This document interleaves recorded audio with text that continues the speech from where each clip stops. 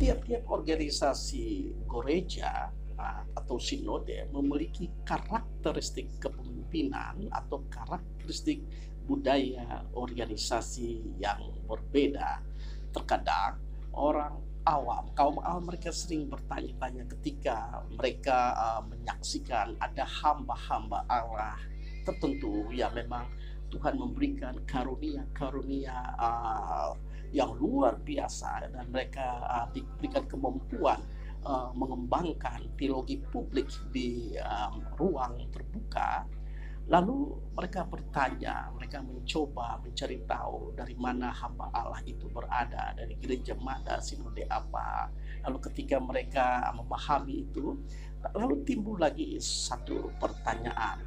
Ketika mereka mendapati bahwa hamba Allah tersebut dia hebat, dia luar biasa ya, mungkin dari sisi finansial begitu kuat, pengikutnya, anggota jemaat begitu banyak, gerejanya begitu besar, bahkan di medsos followersnya begitu besar. Tapi timbul pertanyaan, lalu seringkali mereka bertanya, wah, kenapa hamba Allah yang hebat luar biasa itu, mengapa bukan beliau yang menjadi pemimpin besar atau tokoh besar, atau menjadi seorang pemimpin atau ketua dari organisasi gereja tertentu. Nah, saudara, saya mau sampaikan bahwa satu hal yang pasti, ada dua alasan yang bisa kita bedah dalam menyikapi pertanyaan tersebut. Yang pertama, mungkin saja belum waktunya Tuhan untuk hamba Allah tersebut ya, Tuhan izinkan untuk menjadi pemimpin besar di gereja atau organisasi gereja tersebut. Tapi ada alasan kedua, bahwa sebenarnya tidak semua hamba-hamba Allah itu diberikan karunia untuk menggembalakan gembala ya.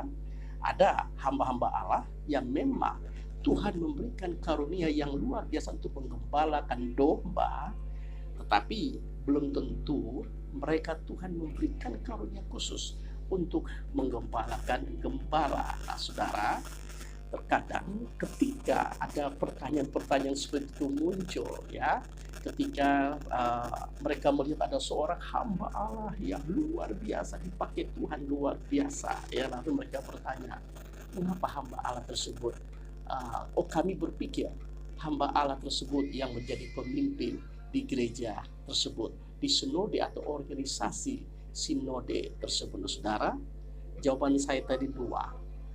Mungkin yang pertama, memang mungkin belum waktunya Tuhan. Siapa tahu satu saat Tuhan izinkan beliau menjadi pemimpin di organisasi tersebut. Tapi yang kedua, sekali lagi, tidak semua hamba-hamba Allah, tidak semua gembala jemaat Allah berikan karunia untuk menggembalakan gembala. Satu ketika tahun 2003, ketika saya berada di satu lingkungan organisasi gereja yang juga cukup besar di DKI Jakarta, yang saat itu ketuanya Pendeta Ferry Kakiai, yaitu Ketua BPD GB DKI Jakarta. Pak Ferry pernah bertanya kepada saya, Pak Paul, kira-kira menurut kau, pakai bahasa Papua, saya ini bagaimana? Saudara, saya bilang kepada Pak Ferry, Bapak, mohon maaf, Tuhan tidak memberikan kepada Bapak karunia untuk menggembalakan jemaat lokal. Tapi sebenarnya Tuhan memberikan karunia yang lebih istimewa, menggembalakan gembala. Saudara, ya, saya jujur menyatakan ini karena memang dalam kenyataannya ya, tidak semua hamba Allah, kembali lagi, Tuhan izinkan, Tuhan kasih karunia untuk menggembalakan gembala. Mungkin saudara bisa menjadi seorang gembala jemaat lokal yang hebat, dahsyat, luar biasa, tapi belum tentu saudara bisa menggembalakan gembala. Bahkan sebaliknya ya, mungkin saudara, Bapak bisa menjadi pemimpin besar dalam sebuah organisasi, tapi belum tentu Bapak punya gembala, punya jemaat lokal yang anggota jemaat yang begitu besar, belum tentu ya. Bahkan bisa saja seseorang hamba Allah dia Tuhan izinkan gembala, ini tapi juga bisa gembala jemaat, tapi itu memang ada pertimbangan-pertimbangan khusus. Nah, saudara, kembali kepada pertanyaan kaum awam tadi, orang-orang awam ya, yang tidak mengerti karakteristik daripada budaya kepemimpinan sebuah organisasi, sebuah gereja. Yang saya mau bilang begini, sesungguhnya ketika kita dalami lebih dalam, ketika kita bertolak dari karunia gembala dan karunia penggembalaan jemaat tadi, maka saya mau bilang begini, ya, tidak mudah dalam gereja-gereja, dalam organisasi gereja, tidak terlalu mudah untuk seseorang yang muncul sebagai pemimpin. Saudara, biasanya dalam sebuah organisasi yang besar, ya tidak hanya organisasi politik, tapi juga ada di dalam gereja-gereja yang besar. Di dalam gereja pun terdapat banyak faksi, ya saudara. Artinya apa? Ketika faksi-faksi itu ada dalam sebuah organisasi, dalam sebuah gereja, maka seorang pemimpin besar di gereja itu biasanya dia harus muncul, dia harus berada dalam faksi tersebut, ya, sehingga dia bisa dimunculkan menjadi pemimpin bagi organisasi gereja tersebut. Saya ambil contoh di gereja Bethel Indonesia. Ketika saya mencoba untuk membuat satu research yang kecil tentang fenomena faksi-faksi yang berkembang di dalam gereja Bethel Indonesia, saya menemukan ada 4 faksi. Ya, faksi yang pertama adalah faksi karismatik tradisional, adalah sekelompok hamba-hamba Allah yang mempunyai rekam historikal dengan pendiri GBI H.L. Senduk. Dan mereka berkembang luar biasa, dan mereka adalah gereja mula daripada gereja Bethel Indonesia, dan mereka berkembang luar biasa. Dan ini kiblatnya ada di Petamburan. Yang kedua adalah saya sebut faksi karismatik modern, adalah sekelompok hamba-hamba Tuhan.